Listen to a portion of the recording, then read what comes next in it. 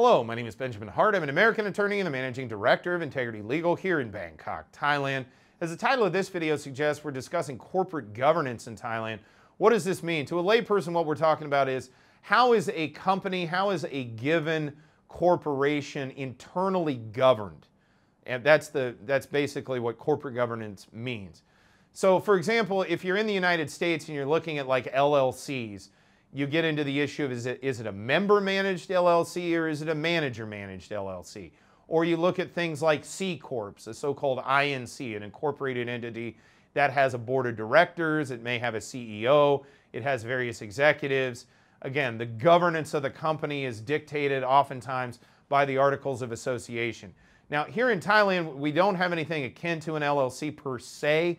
The corporations here in Thailand, and again, let me be clear, I'm not a Thai lawyer, never claimed to be a Thai lawyer. As noted previously, I'm an American attorney. I do discuss these videos with our staff here in the office before I make them. They're for educational purposes only. Again, specific points of fact and conclusions of Thai law, you're going to need to deal with those on a case-by-case basis, utilizing a Thai legal professional.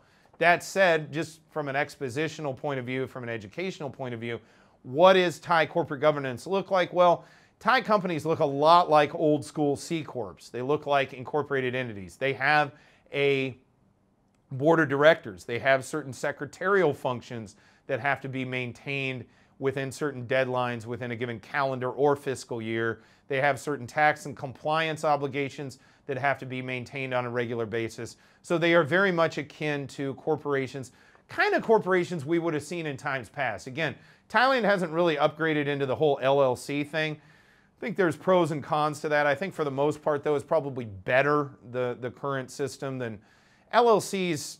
They can be rather useful, but they can also create some problems, especially from the standpoint of, you know, maintaining a certain level of oversight with regard to what they're doing.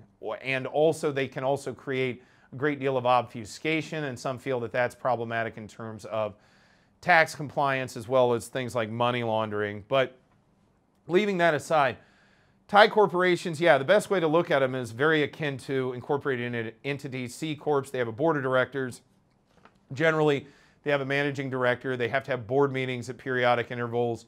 And oftentimes, depending on the structure, they may need to have director meetings as well. So again, depending on the underlying activity, depending on the type of company, Thai corporate governance is not that dissimilar to corporate governance in the US, for example, insofar as it's not dissimilar to C corporations.